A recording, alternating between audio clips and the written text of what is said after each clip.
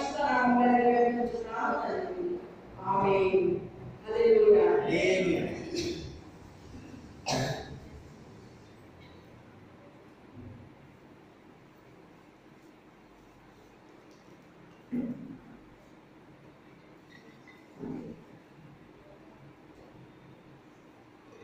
శుక్రవారం చెప్పుకున్న వాక్యం అర్థమవుతుంది. ఏ మార్గంలో నడవాలని చక్కని మార్గము, తర్వాత నీతి మార్గమును అనుసరించి నడిచేవారు ఉంటారు, అలాగే తిరుగుబాటు చేసేవారు ఉంటారు, వారు తొట్టిల్లుతారు అని విన్నాము. ఈరోజు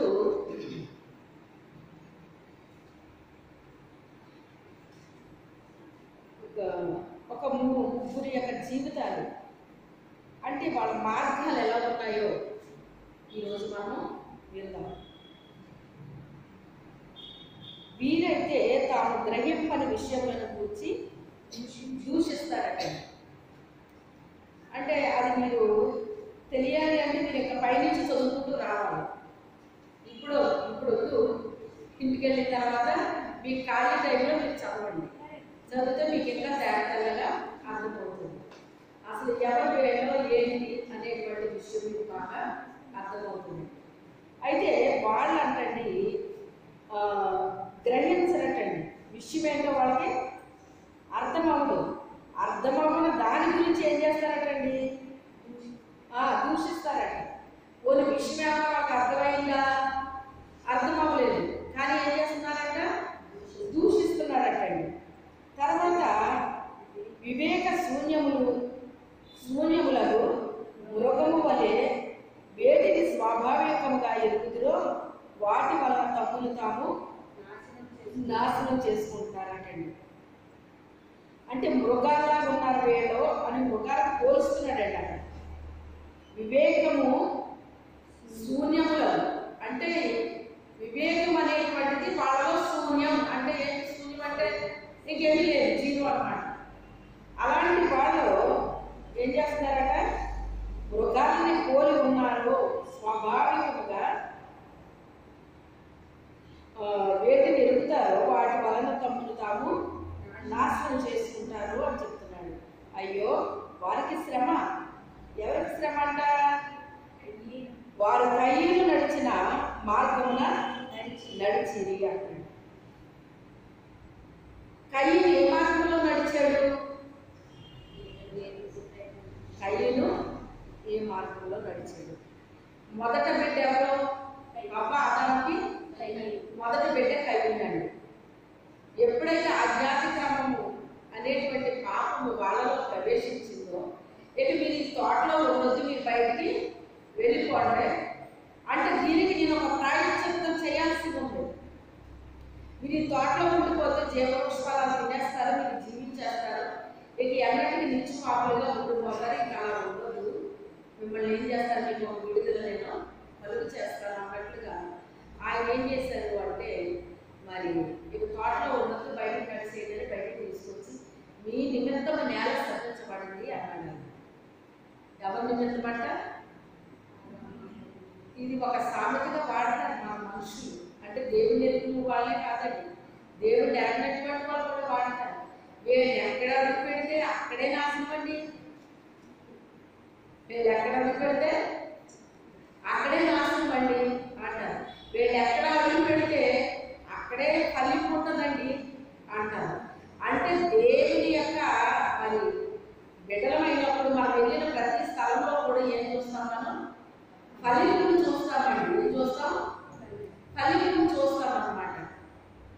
అయితే దేవుడు మనం లేకపోతే మనము ఆ ఆశీర్వాదాన్ని చూడలేము, మనము చూడలేము, మన దగ్గరికి వచ్చిన వాళ్ళని కూడా మనము చూడలేము.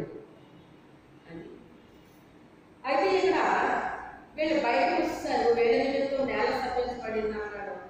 మీరు కష్టం చేసి పంటలు పండించుకోండి, ఇక మీరు కష్టపడి పనిచేసి బ్రతకాలి, పంట పండించుకోవాలి, తినాలి. ఇదంతా ఒక స్టోరీ అంతా మీకు తెలుసు. మొదటిసారిగా పుట్టిన బిడ్డ ఎవరంటే కయ్యూనండి. తండ్రి ఏం పని చేశాడు? మొదటిసారిగా వ్యవసాయం చేశాడు. మరి కయ్యని ఏమొచ్చింది? కయ్యని వ్యవసాయమే వచ్చింది. ఏమొచ్చింది? వ్యవసాయమే నేర్చుకున్నాడు. సహజంగా తండ్రి ఏ పని చేస్తే అదే పని పిల్లలకి వస్తుందండి సహజంగా. అయితే ఇప్పుడు రాను రాను నేను చేసే పని నా బిడ్డకి చేయాలి, నా బిడ్డ ఇంకో పని చేయాలి అని తల్లిదండ్రులు ఆశపడుతున్నారు. వీడు ఇలా చేయాలి, వీడు ఇలా చేయాలి, ఈ అమ్మాయి ఎలా చేయాలి, ఈ అమ్మాయి ఎలా చేయాలి. తల్లిదండ్రులు ఆ పిల్లల కొరకు కొన్ని ఆలోచనలు చేసుకుంటున్నారు. అది వేరే విషయం. ఏది ఏమైనప్పటికైనా తండ్రి చేసిన వ్యవసాయాన్ని కొడుకు ఏం చేశాడు? చేస్తున్నాడు. చేసినప్పుడు చూడండి, మళ్ళీ తమ్ముడు పుట్టాడు. ఎవరు? హేబేలు పుట్టాడు. నేను అనుకుంటున్నాను వాళ్ళ తమ్ముడు పుట్టి బలర్పించే వరకు వీడెందుకు బలర్పించలేదు? తమ్ముడు పుట్టాడు అంటే ఇద్దరికి ఇంచుమించుకి అంత వ్యత్యాసం ఉంటుందండి. అంత దగ్గర అయినా కూడా ఉంటుంది కదా. మరి ముందు వీడు అనిపించాలి కదా. మరి ఒకవేళ అనిపించడం లేదో మనకు తెలియదు, కానీ దేవుడికి అంగీకారమైన బలి కాదు మాత్రం మనకు తెలిసింది. ఇక్కడ చదువుతున్నాను బట్టి ఆదికాండం 4వ అధ్యాయంలో ఈ కయ్యని గురించి ఉంటుందండి. అయితే అది అంగీకరించబడలేదు. అంగీకరించబడలేదు అన్న విషయం ఎప్పుడు తెలిసింది అతనికి? ఎప్పుడు తెలిసింది? తన తమ్ముడు బలి దేవుడు అంగీకరించాడు అన్న అది చూసిన తర్వాత అప్పుడు అర్థమైంది, నా బలి దేవుడు అంగీకరించలేదు, వీడు నాకంటే చిన్నవాడు కదా, వీడు అర్పించిన బలి దేవుడు అంగీకరించాడండి అని. ఇప్పుడు సహజంగా అన్ని విషయాలు ఎవరు తెలుస్తాయండి? పెద్దోడు తెలుస్తాయి, చిన్నోడు తెలుస్తాయి కదా. పెద్దోడు తెలుస్తాయండి. మా ఇంట్లో మా పెద్దన్నయ్య గారు మందిరానికి వెళ్ళడం నేర్చుకున్నాడు. ఆయన పాటలు ఇవ్వడం నేర్చుకున్నాడు. ఆయన మందిరంలోకి ఎలా కావలిస్తే కొడుకు రావడం నేర్చుకున్నాడు. ఇలా అవి ఇవి చేయడం నేర్చుకున్నాడండి. కానీ వాళ్ళకి నాకు డిఫరెన్స్ వచ్చేసింది. చూసారా, నాది పూర్తిగా వ్యత్యాసంగా ఉంది. దేవుడితో నా ఎడమంలో నాది మొత్తం వేరుగా ఉందండి. అయితే ఆయన దేవుని మందిరానికి రాలేదా? వచ్చాడు. దేవునికి ఏమైనా చేయలేదా? చేశాడు.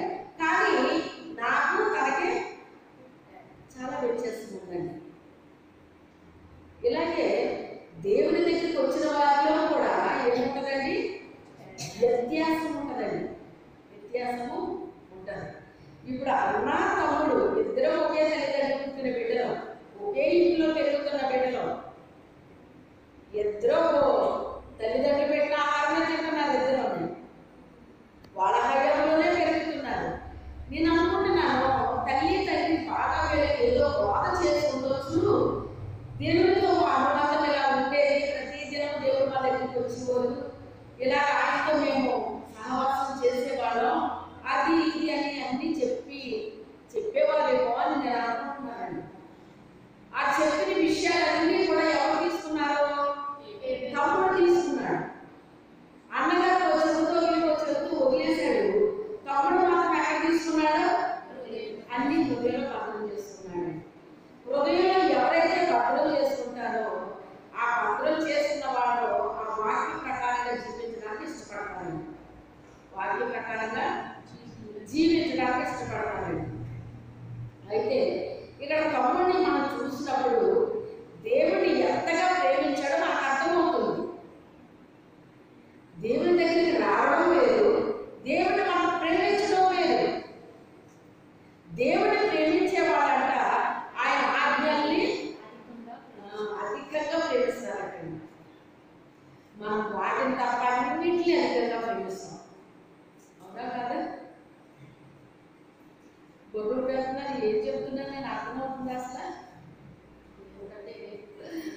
దేవుడు మనకు చెప్పిన ఎందుకంటే అన్నింటినీ ఎక్కువ ప్రేమిస్తారా చెప్పండి. కానీ మనం దేని ప్రేమించాలి? దేవుడు మనకు చెప్పిన ఆజ్ఞని ప్రేమించడం కాదు, అధికంగా ప్రేమించాలి. అధికంగా ప్రేమించాలి. ప్రేమించినప్పుడు మనం ఎప్పుడైతే అధికముగా ప్రేమిస్తున్నామో దేవునికి మనం ఏదైనా ఇవ్వడానికి ఇష్టపడతామండి. ఎలా ఇష్టపడతామంటే దేవుడికి ఏది ఇష్టమో అది మనం గ్రహిస్తాం. దేవుడితో మనం చేసిన సహవాసాన్ని బట్టి అంట దేవుని మనసు ఏంటో మనకు తెలిసిపోతాడండి. ఇద్దరు సహవాసం చేస్తుంటే ఒకడే అభిరుచులు ఒకటి తెలియవా? చెప్పండి, తెలుసా తెలియదా? తెలుసు. ఇంకోటి ఎలా తెలుసుకోవచ్చు?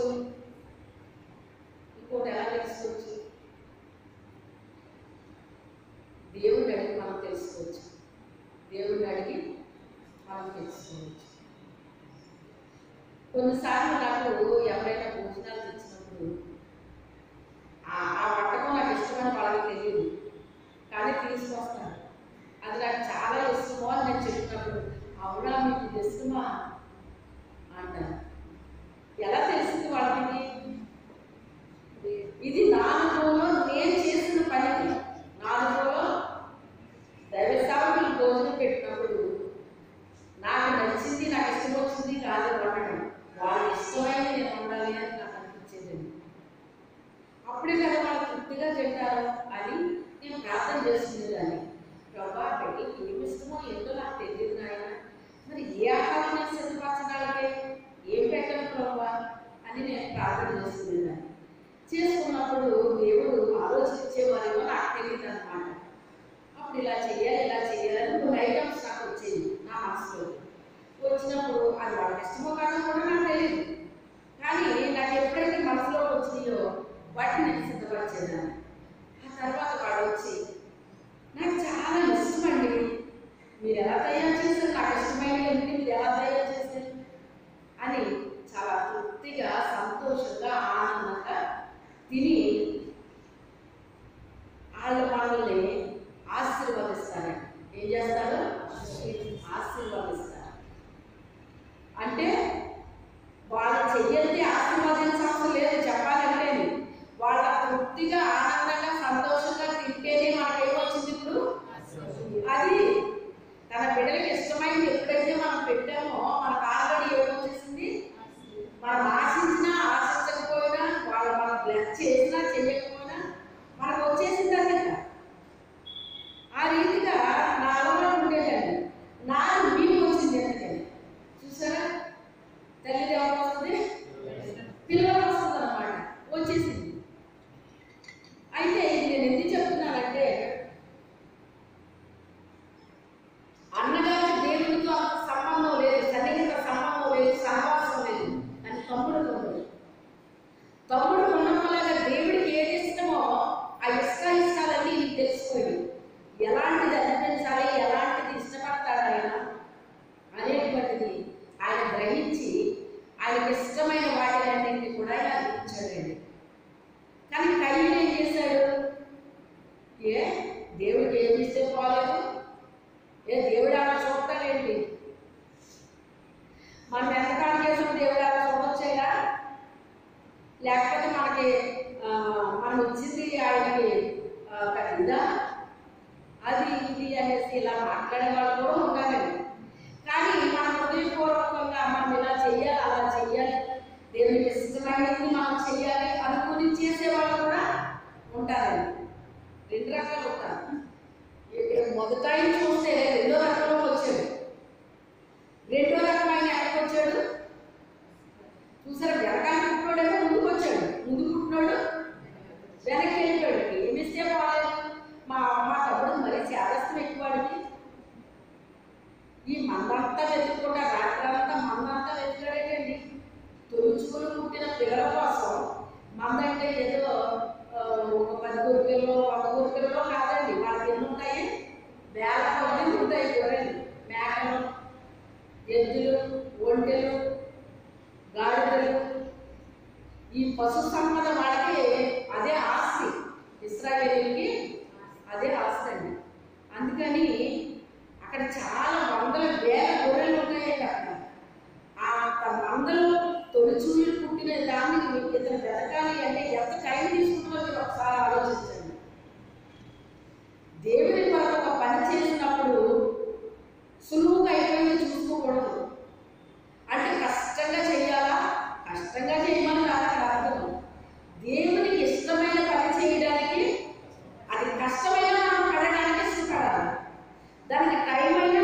వెచ్చించాలి. సులువుగా చేసి వెళ్ళిపోదాం అన్నట్టుగా చూడకూడదండి. అలాంటప్పుడు మన పనులు మనం కొన్ని ఏం చేయవలసి వస్తుంది? తగ్గించుకోవాల్సి వస్తుంది. ఏం చేయవలసి వస్తుంది? తగ్గించుకోవాల్సి వస్తుందండి. ఇప్పుడు ఆయన ఏం చేశాడు? చిన్నవాడు కనుక చిన్నవాళ్ళకి సహజంగా ఏముంటుందండి? బాగా తినాలి, బాగా నిద్రపోవాలి, ఇలాంటివే కదా వాళ్ళకు ఉంటాయి. అయితే ఆ రీతిగా ఆయన వాటి మీద మనసు పెట్టలేదు, కానీ వేటి మీద మనసు పెట్టుకున్నాడట? దేవుని మీద మనసు పెట్టాడు. దేవుని మనసు ఏంటో ఆయన గ్రహించుకున్నాడు. దేవునికి ఇష్టమైనది ఏంటో అతనికి అర్థమైంది. తొలిచూలు పుట్టిన ఇష్టమైంది, అది తొలిచూలు ఏరేశాడు. ఆ తర్వాత ప్రొవ్వినం అంటే ఇష్టమైంది అని ప్రొవ్వినమన్నీ ఏరాడు. ఇవన్నీ చేయడానికి ఆయన చాలా టైం తీసుకున్నాడు. చాలా టైం తీసుకున్నా కానీ రాజీ పడే తత్వం ఉండదు దగ్గర. దేవుడికి ఇచ్చే విషయంలో రాజీ పడే తత్వం ఉండదు. అంటే నా తండ్రికి ఇష్టమైంది నేను ఇవ్వాలి, చెయ్యాలి అనే ఒక మనసు ఉంటుందండి. ఈ అన్నం ఏం చేశాడంటే ఏం పట్టుకెళ్తే పోలే అని చెప్పేసి ఆ పండిన ధాన్యమో కావచ్చు, కూరగాయలు కావచ్చు, లేకపోతే ఇంకోటే కావచ్చు అవన్నీ పట్టుకుని ఆయన కూడా బలి అర్పించాడండి. అర్పించినప్పుడు ఈ తమ్ముడిది అంగీకరించాడట. ఏ పేరును అతను అర్పణను అంగీకరించేను అని అక్కడ వాక్యం చెప్తుంది. అయితే కయ్యను అర్పణ ఆయనకి అంగీకారంగా లేదటండి. అది అతను చాలా కోపం పుట్టించింది. మా తమ్ముడు నాకంటే వెనకాల కూర్చోడాడు, అసలు వాడికి ఏం తెలుసు? వాడు అర్పణ అంగీకరించాడు దేవుడు, నా అర్పణ అంగీకరించలేదని ఎవరి మీద కోపం వచ్చుంటదే కదా?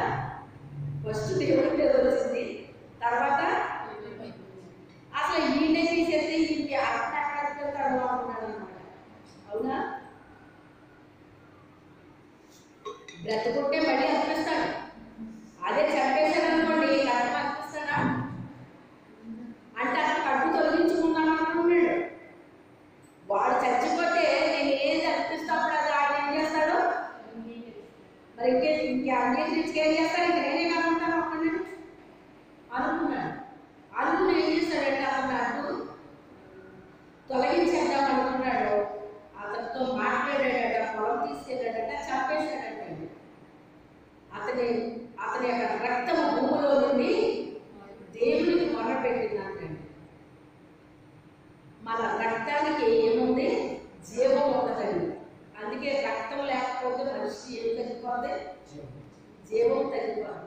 ఏంటంటే మీకు అసలు బ్లడ్ లేదండి, మరి నీరసం అయిపోతున్నారంటే మరి బ్లడ్ లేకపోతే నీరసం ఆమె ఏం చేస్తారు? బ్లడ్ పట్టడానికి ఏమన్నా తినండి అంటారు డాక్టర్స్, లేకపోతే బ్లడ్ ఎక్కించాలి వెళ్ళి అంటారు. ఇలా రకరకాలుగా ఉంటుందండి. ఆ రక్తం దేవునికి మొరపెట్టిందంట. ప్రభా, నాన్న నన్ను నిర్దాక్షిణ్యంగా నన్ను చంపేశాడయ్యా అన్నప్పుడు ఏ రక్తమైతే ఆ నేల త్రాగిందో ఆ నేల ఏమైందంటండి? సర్జించబడిందంట. అతని రక్తాన్ని త్రాగడానికి నోరు తెరచిన ఆ భూమి సర్జించబడిందంటండి. అయితే ఇప్పుడు కయ్యూని యొక్క మార్గం ఏ మార్గంలో వెళ్తున్నాడు? ఎంతనో చూసారా? నాశనకరమైన మార్గంలో పోయాడు. ఏ మార్గంలో పోయాడు? నాశనకరమైన మార్గంలో పోయాడు. అదే చెప్తున్నాడు ఇక్కడ. కయ్యూను నడిచిన మార్గంలో మీరు చదవండి. వారు కయ్యూను నడిచిన మార్గంలో నడిచి వాళ్ళు ఏ మార్గంలో నడుస్తున్నారండి? కయ్యూను నడిచిన మార్గంలో నడుస్తున్నారటండి. దేవుడు ఏమిస్తే దేవుడికి పెద్ద అంగీకరించుకుని ఉంటాడండి. దేవుడికి చేయొచ్చు, ఏం పర్వాలేదు అనుకునే బ్యాచ్ అంతా కూడా ఏ మార్గంలో ఉన్నారంట? కయ్యూను మార్గంలో ఉన్నారంట. లేదు, నా తండ్రికి ఇష్టమైంది నేను అర్పించాను. మనకి ఏది ఇష్టమవుతుందో దాని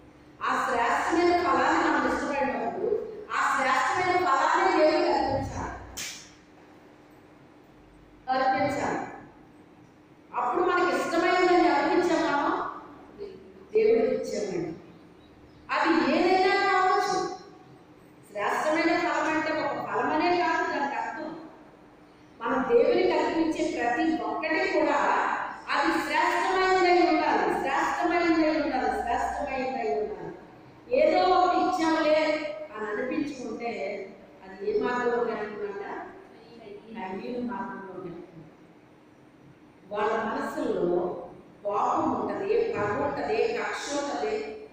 ఇవన్నీ కూడా వాళ్ళ హృదయాల్లో సుఖ నివాసం చేస్తాయట. ఏం చేస్తాయి? మూర్ఖుని యొక్క హృదయంలో కోపము సుఖంగా నివాసం ఉంటుందండి కదా, సుఖంగా నివాసం ఉంటుందండి. ఇప్పుడు మన కయ్యలో ఏముందండి? తమ్ముడిని చంపేయాలన్నంత కోపం అతనిలో లేదా? తన కోపమే తన శత్రువు. మనకి శత్రువు ఎవరో కాదండి, మన కోపమే మనకి శత్రువు. మన తగ్గింపే మనల్ని హెచ్చిస్తుందండి. మన తగ్గింపే మనల్ని హెచ్చిస్తుంది. మన కోపమే మనకి శత్రువు అండి. అందుకే సాతానుడు మనలో ఇలాంటి అస్త్రాలన్నీ ఉపయోగిస్తాడన్నమాట. చూసావా నీ విషయంలో ఎలా చేశారో వాళ్ళు? నిన్ను ఎంత తక్కువగా చూశారో, నిన్ను అసలు వాళ్ళు గౌరవిస్తున్నారా, నిన్ను ఎలా చేస్తారా, అలా చేస్తారా, అది ఇది ఇవన్నీ ఎవరు చెప్పే విషయాలు చెప్తా ఉంటాడన్నమాట. అంటే వాళ్ళు మనల్ని గౌరవంగా చూసినా కూడా చూడట్లేదు అని మన మైండ్లో క్రియేట్ చేస్తాడండి మనం. అప్పుడు మన ఆత్మీయ తెలివైన బిడ్డలమైతే మనం ఏం చేయాలి అంటే, సరే బాగానే వాళ్ళు గౌరవంగానే చూస్తున్నారు అని మనమంటే ఒప్పుకోడు. ఏం కాదు, ఎక్కడ చూస్తున్నాను ఏం చూడలేదు, అది ఇది అని చెప్పేసి మనకు చెప్పినప్పుడు అప్పుడు మనం ఏం చేయాలి? చూడకపోతే ఏమైంది? మంచిది. అది సింపుల్గా ఒక మాట మనము మాట్లాడినప్పుడు మన మనసులో ఏముంటుందో తెలుసా? నెమ్మది ఉంటుందండి. అలా అనకుండా అవును నన్ను వాళ్ళు ఇలాగా చూస్తున్నారా, నన్ను నిసాలు చేస్తున్నారా, అది ఇది అని ఎప్పుడైతే మనం అనుకున్నామో మన లోపల ఒక గందరగోళం బయలుదేరుతుందండి. ఏం బయలుదేరుతుంది? ఒక గందరగోళం బయలుదేరుతుంది. ఎవరు క్రియేట్ చేశారు? ఇది సాధారణ క్రియేట్ చేస్తారు. ఇక ఈ గందరగోళం లోపల ఎప్పుడైతే ఈ లోపల ఉందో ఇక మనకేముండదు, ఇక ప్రశాంతత ఉండదు, నెమ్మది ఉండదు, ఆనందం ఉండదు, సంతోషం ఉండదు. అప్పుడు ఎప్పుడైతే మన హృదయం గదిలి గందరగోళానికి అది నిలయమైపోయిందో నెమ్మదిగా ఒక్కొక్క అనారోగ్యం మన బాడీలో రావడం ప్రారంభిస్తుందండి. జైపాల్ గారు చెప్పారండి, నాకు జ్ఞాపకం లేదు కానీ, ఎన్ని నిమిషాల్లో కానీ భయంకరమైన కోపం వస్తేనంట మనకి ఒక అరేకను దున్నితే ఎంత కష్టపడతారో, శ్రమ పడతారో దానికి సమానం అంటే కొంతమందికి కోపం వస్తే మీరు గమనించే ఉంటారండి, ఊరుకోతారన్నాడు. నన్ను ఇలా అంటారు అసలు అది ఇది అని చెప్పేసి ఎలా అయిపోతారు? చూసారా మీరు ఎప్పుడన్నా అలాంటి వాళ్ళని? అవునా కదా? అసలు శ్వాస కూడా భయంకరంగా వేడి గాలి వచ్చేస్తాయండి. అలాంటి టైంలోనే వాళ్ళకి రాకూడని అనారోగ్యాలు వచ్చేస్తాయి. ముఖ్యంగా ఈ రోజుల్లో ఇంకా ఎక్కువైపోయాయండి ఇలాంటివి. అందుకే సహజమైనంత వరకు మనిషి ప్రశాంతంగా ఉండడం నేర్చుకోవాలండి. మనం ఎలాంటిది విన్నప్పటికైనా కూడా ఎలా ఉండాలి? మనము ప్రశాంతంగా ఉండాలండి, ప్రశాంతంగా ఉండాలి. అది నేర్చుకోవాలి మనం. ఎంత భయంకరమైన వార్త విన్నప్పటికైనా కూడా మనము ధైర్యంగా ఉండడం, ప్రశాంతంగా ఉండడం, ఇవన్నీ మనము నేర్చుకోవాలి. అవతల వాళ్ళ కోసం కాదు, మన కోసమైనా ఉండాలి. అర్థమైందా? మన కోసమైనా మనము ఉండాలి. ఆ ప్రశాంతత, నెమ్మది, ఆ సంతోషము, ఆనందం మనలో ఉన్నప్పుడు ఆరోగ్యాన్ని మనం సంరక్షించుకోగలుగుతామండి. బీపీ ఎప్పుడు పెరుగుతుందండి? అంటే కోపం వచ్చినప్పుడు, భయం వచ్చినప్పుడు, టెన్షన్ వచ్చినప్పుడు, ఇలాంటి టైంలో లేకుండా బీపీ పెరుగుతుంది. అమాంతం పెరుగుతుందండి, అమాంతం పెరుగుతుందండి. కానీ ఆ వాటన్నిటి నుంచి కూడా దేవుడు మనల్ని రక్షిస్తాడు. కొన్ని కోప పడడానికి కారణాలు ఉంటాయి, కొన్ని కోపాలకి కారణాలు ఉండవు. ఎందుకంటే వాక్యం కూడా చెప్తుంది కోపపడి కానీ పాపం చేయొద్దు అంటుందండి. అదేంటి కోపపడమని చెప్పడం వాక్యం అనుకుంటాం మనం. అంటే కొన్ని విషయాల్లో నీతితో కూడిన కోపం పడాలంటండి. వాళ్ళ తప్పు చేసినప్పుడు మనం ఏం చేయాలంట? కోపపడి గద్దించాలంటండి. గద్దింపు వచ్చినప్పుడు ఎవరికైనా కోపం వస్తుందా రాదా? మరి గద్దింపు అంటే ఎలా ఉంటుంది? రచయితగా అంటారండి, వాళ్ళు చేసిన పని వేళకి ఎలా ఉంటుంది? పిచ్చి కోపం వస్తుంది అన్నమాట. ఆ కోపంతో వాళ్ళని గద్దించినా శిక్షించినా ఏదో ఒకటి చెయ్యాలి, కానీ అది ఒక వ్యసనంలాగా మార్చుకోకూడదు. ఒక వ్యసనంలాగా మార్చుకోకూడదు. అందుకంటే కోపం పడుడు కానీ పాపము చెయ్యొద్దు అన్నాడు అన్నమాట. అది పాపంలాగా మార్చుకోకూడదు. అయితే కోపపడొద్దని దేవుడు చెప్పట్లేదు. కోపపడాల్సిన అవసరం వచ్చినప్పుడు తప్పకుండా మీరు కోపపడాలి. నీతితో కూడిన కోపం కూడా ఉంటుంది, అది మీరు పడాలి. పడకపోతే అవతల వాళ్ళు అదే తప్పు కంటిన్యూ చేసేస్తూ ఉంటారు. అందుకు కోపపడాల్సిన టైంలో కూడా మీరు కోపపడాలి అని చెప్పి వాక్యం చెప్తున్నారు. అయితే ఈ కయీను తన తమ్ముడి మీద కోపం పెట్టుకున్నాడు, పగ పెట్టుకున్నాడు, కక్ష పెట్టుకున్నాడు, అసూయ పడ్డాడు. మొత్తం ఇవన్నీ కలిసి నిండిపోయాయి తన హృదయం. అందుకే రేపు మాత్రం పగేద్దాం రాక అన్నాడు. నిజమే అని నమ్మేశాడు అన్నమాట. ఏదో ఆశ చూపించుకుంటాడు. మన పొలం ఎలా పండిందో చూద్దాంరా, అసలు ఎలా ఉందో చూద్దాంరా, నేను చూపిస్తారా. పిల్లలు ఎప్పుడు వెళ్తారండి? ఇంకో పిల్లలు కూడా ఎప్పుడు వెళ్తారో తెలుసా? నీకు ఇలా ఉంది పలానా చోట, అది నేను చూపిస్తాను రా, నేను చూసావు ఎప్పుడన్నా? నేను చూడలేదా? అసలు చాలా బాగుంది. అసలు వీడు చెప్పే మాటలకు అవతలోడైతే నిలబడలేదు.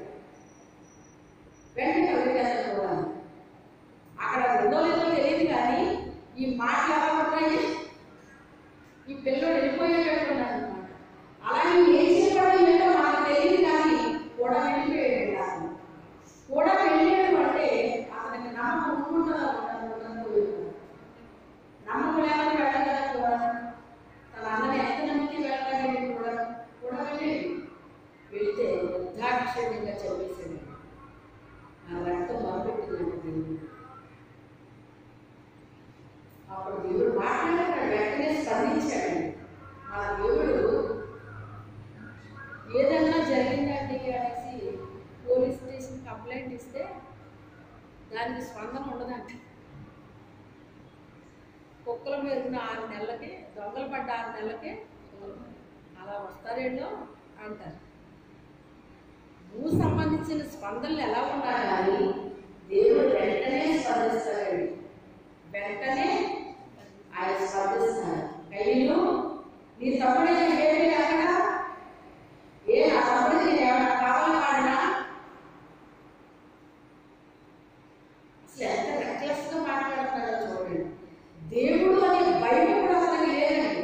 కొంతమందికి దేవుడితో మాట్లాడడానికి అసలు భయం అనిపించదండి. అంటే భయం అంటే దేవుడు అంటే భయపడడం అంటే ఎలా పడాలి? ఆయన అంటే ఒక గౌరవంతో కూడిన భయం ఉండాలి. ఆ భయం లేదు. ఇక్కడ తప్పు చేసి కూడా తనకు భయం లేదు. తప్పు చేసినట్టు ఏముండాలి? భయం ఉండాలి. భయం లేదు. నా తమ్ముడిని నేను కాపాడేవాడా అంటే దీని అర్థమైంది. నా తమ్ముడిని నేను కాపాడేవాడు.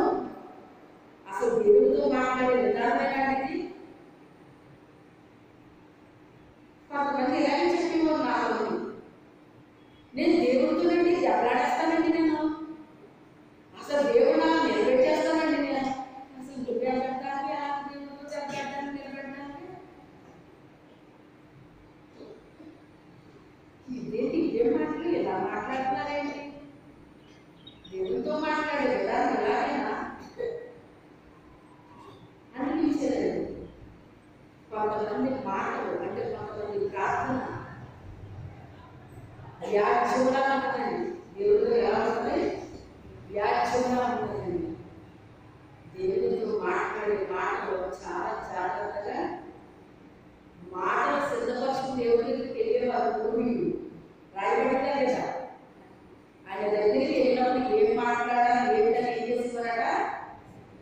ఒక కలెక్టర్ ముందుకు వెళ్ళి మాట్లాడాలంటే నీకు ఎంత భయం వేస్తుంది? దర్జాగా వెళ్తావా? ఒక సృష్టికర్త దగ్గరికి మనం వెళ్ళి మాట్లాడుతున్నామంటే ఇంకెంత రెస్పెక్ట్గా ఎంత జాగ్రత్తగా మనం మాట్లాడాలి అనుకోని. కానీ ఆయన ఎలా మాట్లాడుతున్నాడు? ఏ నా తమ్ముడికి ఏమైనా కాపాడేటవా నువ్వు? అసలు ఎంత రెస్పెక్ట్ లేకుండా మాట్లాడుతున్నాడో చూడండి. నీ తమ్ముడి యొక్క రక్తము భూమిలో నాకు మరపెడుతుంది. ఏ భూమి అయితే తన రక్తాన్ని తాగడానికి నోరు తెచ్చిందో ఆ భూమి ఇంకా ఫలాన్ని ఉందని చెప్పేసాడు. నువ్వు దేశ దివాళ తిరుగుతావు అని చెప్పాడు ఆయన.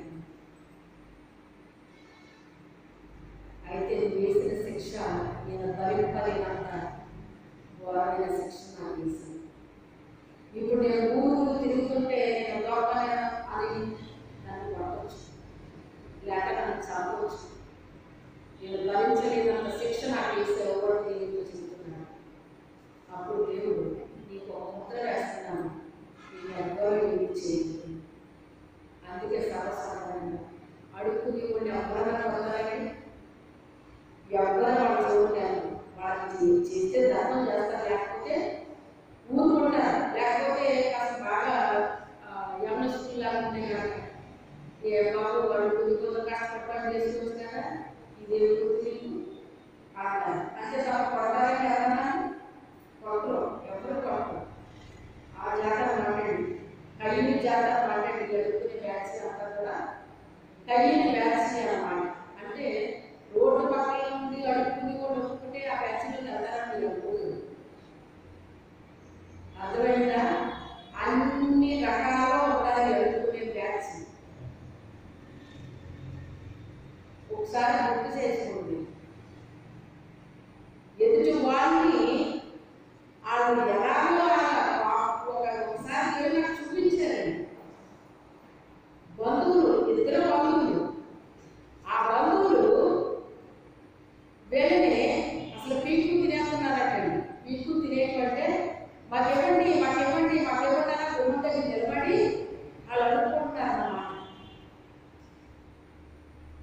అంటే మీరు అడుక్కునే వ్యాక్సిన్ దేవుడు నాకు చూపించాడు. అప్పుడు నాకు తెలియదు ఆడాలనుకుంటుంది. అది ఇచ్చి ఒళ్ళు కూడా ఊరుకోరటండి. ఈ ఇచ్చే వ్యక్తి వాకుతోనో చిరాకుతోనో అసహ్యంతోనో వాళ్ళకి ఇవ్వాలి. ఇస్తే అది పట్టు నాకు వెళ్ళిపోతుంది అన్నమాట. ఇది అడుక్కునే వ్యాక్సిన్ దేవుడు చూపించాడు. అప్పుడు ఏంటన్నా పలానా రోడ్డు గురించి ఇలా చూపించాడేంటి దేవుడు అంటే మరి అలాగే ఉంటారు వాళ్ళు అలాగే ఉంటారు. ఇచ్చి వరకు ఊరుకురాడు, పీక్కు తినేస్తాను అని చెప్పినప్పుడు నాకు చాలా ఆశ్చర్యం అనిపించింది. అంటే మామూలులో కూడా రక్త సంబంధం అనుకున్న వాళ్ళలో కూడా ఏ వ్యాక్సిన్ ఉన్నాక ఏ వ్యాక్సిన్ ఉందండి? ఒక రోడ్డు పక్కన అడుగుతున్న వాళ్ళని అనుకుంటున్నాను. ఆ జాబితాలో వస్తారంటే ఎలాంటి వాళ్ళందరూ కూడా ఆ జాబితాలో వస్తారంటే వాళ్ళకి అన్ని లేవనుకుంటున్నారు. మీరు అన్ని ఉన్నాయండి వాళ్ళు. అయినప్పటికైనా ఏ వ్యాక్సిన్లో ఉన్నారో నాకు ఇప్పటివరకు రాలేదు, ఇప్పుడు వచ్చింది ఇంకా ఏ వ్యాక్సిన్ అని నాకు కూడా వచ్చింది. ఎప్పటివరకు నాకు తెలియదు. ఈ అడుగునే వ్యాక్సిన్ అంతా ఎందులో వచ్చింది? ఇప్పుడు కయ్యని వ్యాక్సిన్ అన్నమాట. దేవుని మార్గంలో ఉన్నారా? దేవుని మార్గంలో ఉంటే అలాంటి పనులు చేస్తారండి? చెప్పండి. యేసేపు అమ్మబడిపోయాడు, బానిసగా అమ్మబడిపోయాడు. అక్కడ వెళ్ళాడు, పని చేస్తున్నాడు. అది ఎక్కడైనా అడుగుతున్నట్టుగా కనబడ్డా? ఎవరినైనా అడుగుతున్నట్టు కనబడ్డా? ఎందుకని? దేవుని బిడ్డలో రాజకుమారుడు రాజకుమార్తెలు. దేవుని బిడ్డలో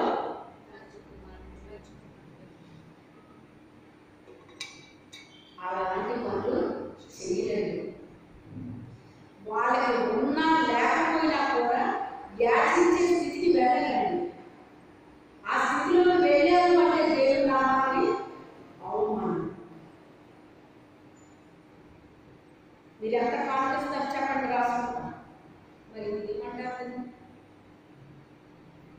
ఆలోచించండి. నాకు ఇంకొక విషయం జ్ఞాపకం చేశారు అశ్వరాత్రి. ఇక్కడ ఊరి పేరు చెప్పరు కానీ వాళ్ళు అంటే ఒక మందిరాన్ని కట్టించి వాళ్ళ చెయ్యి పని యాజకులుగా చెయ్యి వాళ్ళ యాజకులు కాదని అది కట్టేసిన యాజకులు తోటే అని కట్టించి మళ్ళీ తర్వాత కాలకాలకి ఏమొచ్చిందో తెలియదు కానీ మా మందిరం మాకు ఇచ్చేయని తీసేసుకున్నారట. కొంతకాలం యాజకులు ఇచ్చేసి మళ్ళీ తీసేసుకున్నారట. తీసేసుకుని ఏం చేశారంటే సేవకులు పిలిచి ఒక్కో ఆడవారు వాళ్ళకి చేయించుకోవడం ఇలా చేస్తూ ఉంటారు వాళ్ళు. అయితే నన్ను ఓసారి మా చర్చకు రావాలండి, మీరు వాకింగ్ చెప్పాలండి అని అన్నాను. అప్పుడు ఎక్కడైనా కలిసినప్పుడు నన్ను అడుగుతూ ఉండేది. అలాగే రండి వస్తానండి అన్నాను. కానీ పలానా రోజు రండి అని ఇప్పుడు వాళ్ళు చెప్పాలని నేను వెళ్ళాలి. మీకు అనుకోవడం ఎప్పుడైనా రండి అని నాకు ఆలోచించాను. అంటే నేను ఎప్పుడైనా వెళ్ళవచ్చు. అప్పటికైతే నేను అందరూ రావట్లేదండి. వెళ్ళే అవకాశం అయితే నాకు వచ్చిందన్నమాట. అయితే చాలా మందిరాలకి పిలిచేవారు, వెళ్ళేదాన్ని, వచ్చేదాన్ని. ఈ రీతిగా దేవుని యొక్క సేవ చేస్తున్నాను. అయితే ఒక సేవకుడు అంటున్నారన్నమాట, ఫలానా మందిరానికి పిలిస్తే వెళ్తే మంచి పాకెత్తారంటాడు అంటున్నాడు. ఎందుకు వాటిని చెప్పడానికి వస్తున్నాడా, వాళ్ళు ఇచ్చే పాల కోసం వస్తున్నాడా అని నాకు అనిపించింది. మనసులో అనిపించిందండి. మంచి పాటిస్తారండి వాళ్ళు. మీరు ఎప్పుడైనా వెళ్ళారా మందిరానికి అని నన్ను అడిగితే వెళ్ళలేదే రమ్మన్నా చాలాసార్లు, కానీ వెళ్ళలేదు నేను అనేసి అన్నాను. ఎందుకంటే దేవుడు నాకు వేరే ఇస్తే తప్ప నేను వెళ్ళను కదా. అలా రమ్మన్నారు కదా, నేను వెళ్ళిపోను. నాకు వేరే ఇవ్వలేదు దేవుడు, నేను వెళ్ళలేదు అంతే అయిపోయింది. ఈ సాగుడు ఎలా చెప్తున్నాడు అన్నమాట. అంటే నాలుగు విత్తనాలు అక్కడ చల్లాలి, వాడు కార్యం చల్లాలి అది కదా వెళ్ళాలి. అలా మంచి పాటిస్తారని ఇలా మాట్లాడతానేంటి అంటే వాళ్ళు ఇచ్చే పాలన కోసమా ఈ అర్థం కాదు. అక్కడ నలుగురు ఉపయోగపడాలి అని కదా మనం వెళ్ళాలి అని నాకు అనిపించింది కానీ ఇక నేను అలా వదులుకున్నాను అన్నమాట. అది వాక్యం చదవడం ఎందుకో ఆ మాట జ్ఞాపకం చేశారు పరిశుద్ధాత్మ. ఆ మాట జ్ఞాపకం చేశారు. అంటే వాళ్ళు ఎంత ఇస్తారో ఇచ్చేదాన్ని బట్టి కూడా వెళ్ళేవాళ్ళు ఉన్నారు.